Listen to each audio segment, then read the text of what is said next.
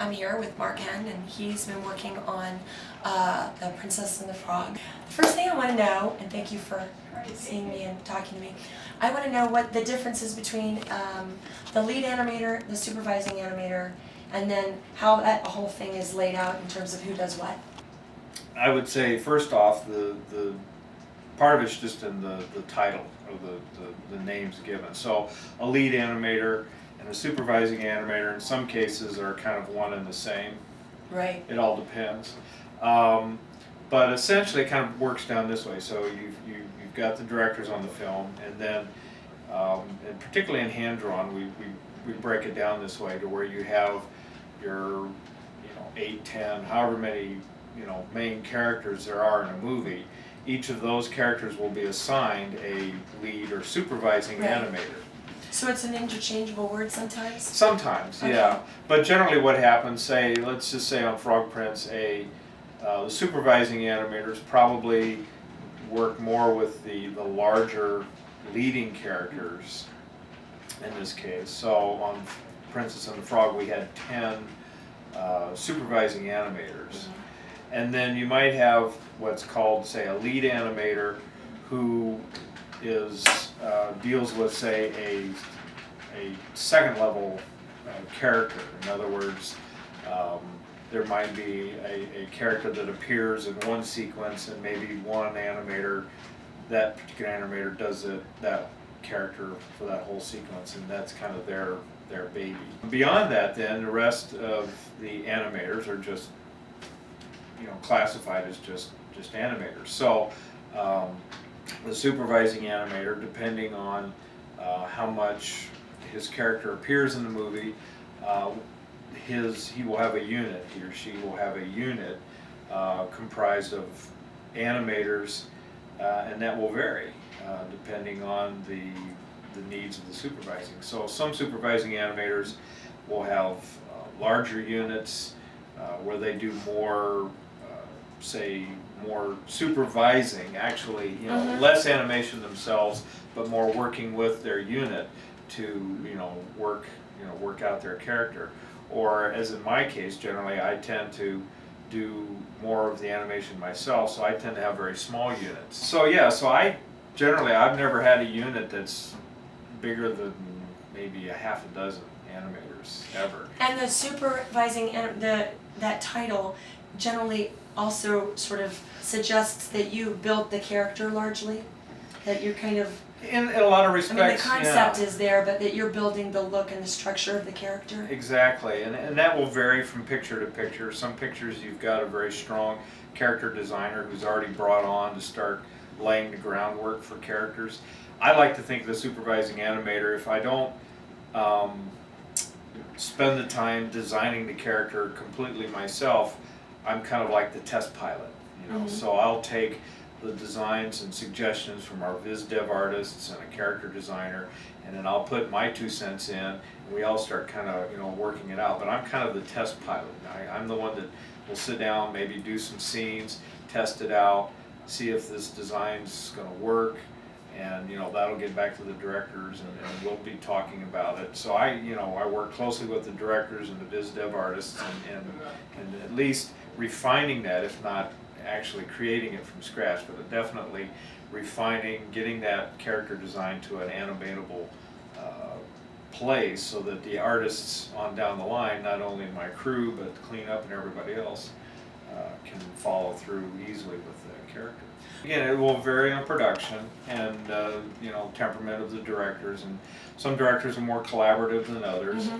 So it will vary, but yes, the supervising animator has that potential, at least, to kind of get his fingers into several different areas. Primarily, you might get to some story input and staging and layout in terms of how things are set up, the scenes are set up, because what we're thinking about, once story is filtered down to us and we get into what we call a workbook phase, that's where we get the story reel and we've got all the storyboards up in front of us, and we're ready to go to layout.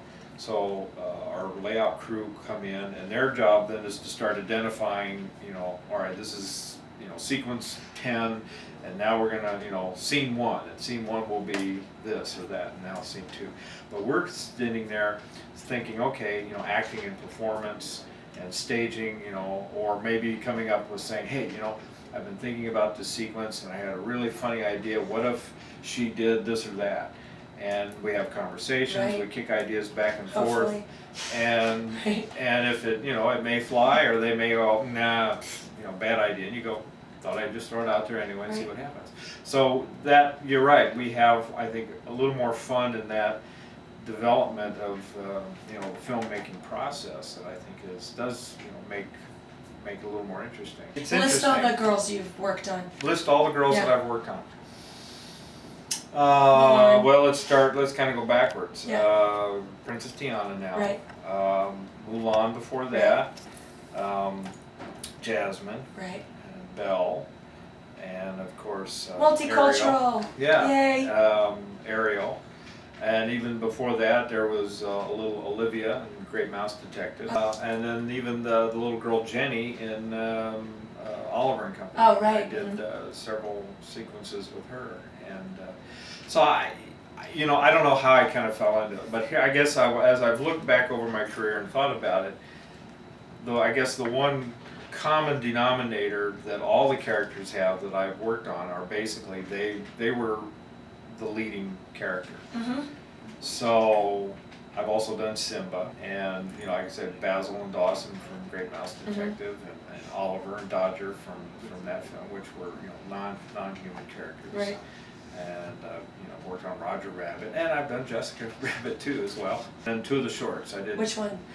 Trail Mix-Up and Roller Coaster Rabbit. Oh, that's my favorite. Yeah. I love Roller Coaster Rabbit. And so I guess what I've looked at is I've had the good fortune to essentially be cast to do leading characters throughout my career. And then when you look at that and you think, okay, but then a lot of our stories are revolved around either have fairy tales and have a leading lady. Mm-hmm. So that's kind of how I tend to look at it. So.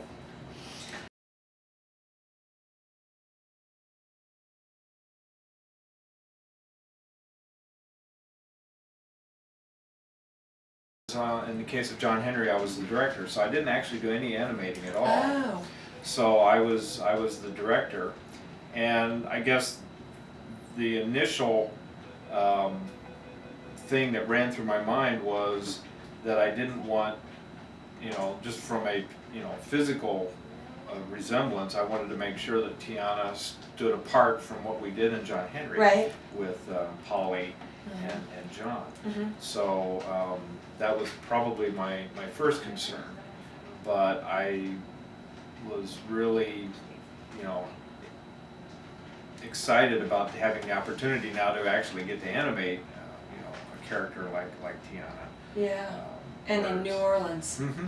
It's the backgrounds, as we were talking about before, are really beautiful. Right. What do you think is the future of 2D, and how do you think this movie kind of has a place in that?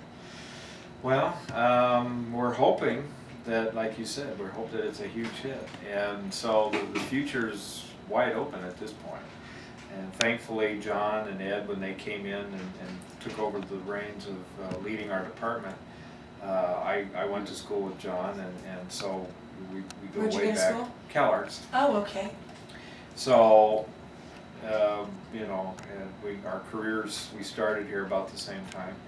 So I really know that he when he says he deeply loves, hand-drawn animation, I know where he's coming from, because we all, started in this business about the same time, and were mentored and grew up under the same, kind of indoctrination, if you will, of Disney animation. So I know exactly where he's coming from. So, but at this point, it's wide open. I mean, there's still, the jury's still out a little bit. The proof will be in how well this picture does. So I mean, there's a lot riding on it. But I think we've got a terrific film.